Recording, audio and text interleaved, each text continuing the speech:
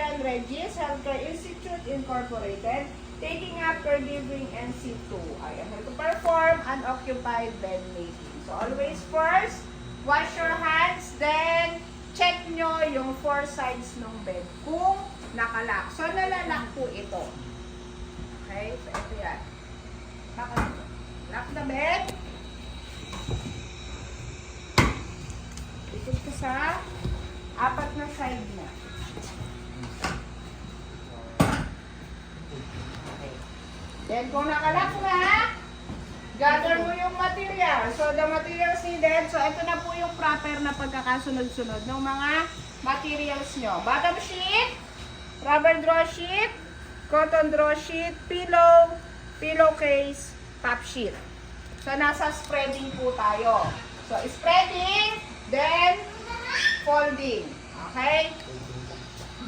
Okay, get the bottom sheet, place on the center of the bed. So dito po gumagamit ng body mechanics. So always gagamit ng body mechanics para nasa isang lugar lang kayo.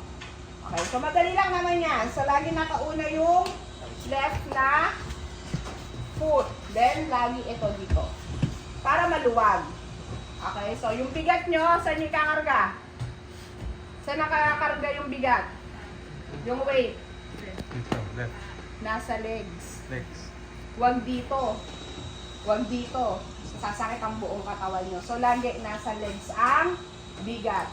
Okay? So, pag naka-body mechanics mo kasi, maluwag gumaan. Maluwag gumalaw. Okay? So, place natin sa center. Then, spread. So, check mo.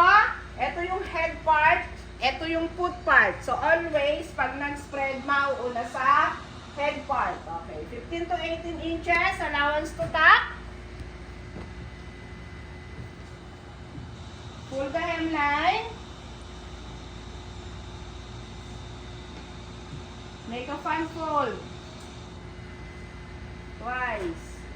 So, dalawang fold. So, pag nag-ayos, pag nagtanggal ng lukot, back of the hands. Marumi na to, yung palad nyo, kasi pinanghawak nyo na yan. So, ito yung malinis. So, ito yung pantanggal ng lukot. Then, tuck. Tuck at the head part. Then, at the foot part.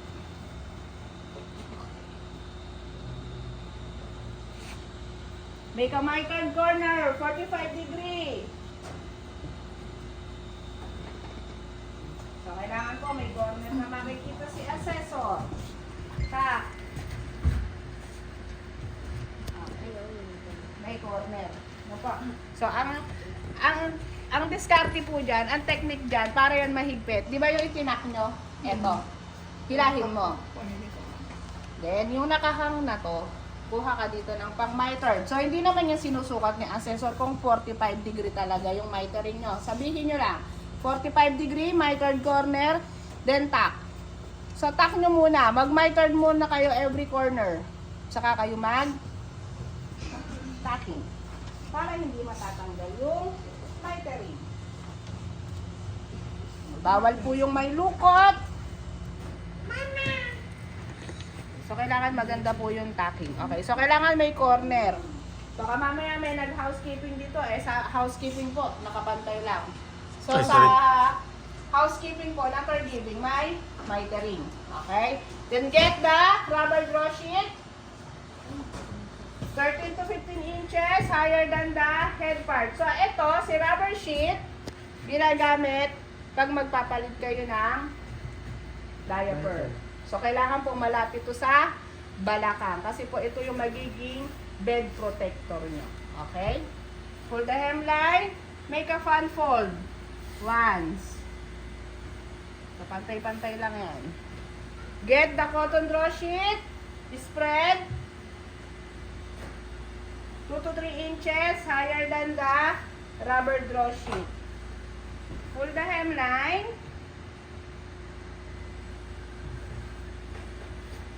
Make a fan fold. Twice. Then, tuck.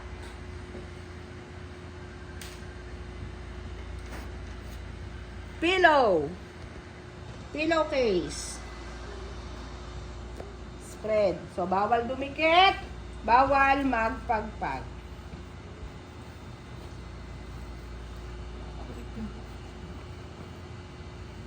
Bawal pong magpagpag kay Tesla. Kung sa bahay po, pagpag kayo ng pagpag para matanggal yung alikabok, dito po bawal. Kasi po may spread yung bacteria. Then lang. So, check mo, pag nilagay mo to sa side ng bed, check mo kung saan nakabukas yung door. Kung saan nakabukas yung door, doon yung close corner para hindi ito mapasukan ng microorganism. Then, place on the side of the bed. So, ma'am, baka po may bintana dito. Kung saan po may bukas, doon po nakatapat yung close corner para hindi siya mapasukan ng bacteria. Top sheet. Spread. So, si top sheet po, nakapantay lang yan sa pillow. Pull the hemline.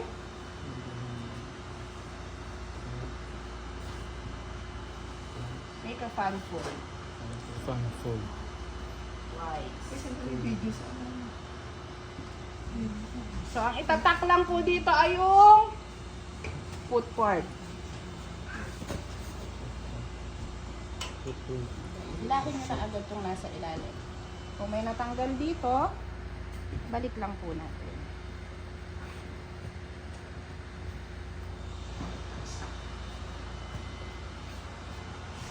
Then go to the other side. So, punta ka sa kabilang corner. Excuse me po. So, yung mga ipinold nyo dito, hihilahin nyo. Okay? Hanapin nyo yung hemline, pull the hemline.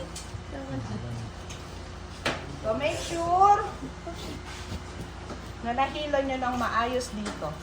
Para kung may lukot doon, maaayos. Mawawala yung lukot. Okay? My third corner, 45 degrees. Hindi naman po bawal maghihila doon. Tap.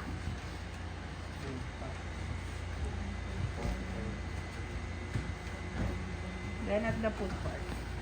Hila. Ganito lang po yan. Hilahin nyo nasa ilalim. Kuha ka ng pang mitred.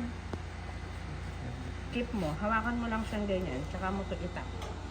Para maganda yung mitering. Okay? So may corner.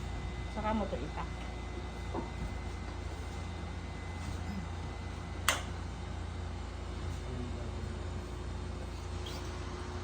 Rubber draw sheet. Pull the hemline. Kung may excess, tatak. Cotton draw sheet. Pull the hemline. Tak.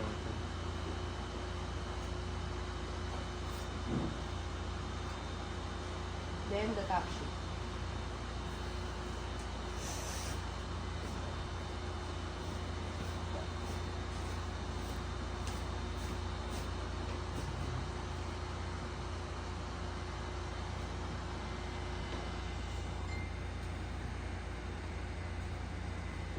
Then center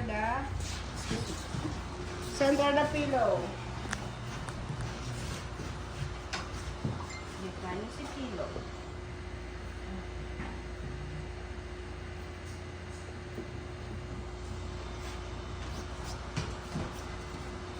Ma'am, sir, I'm done. Unoccupied bed making. So, yan lang po si spreading.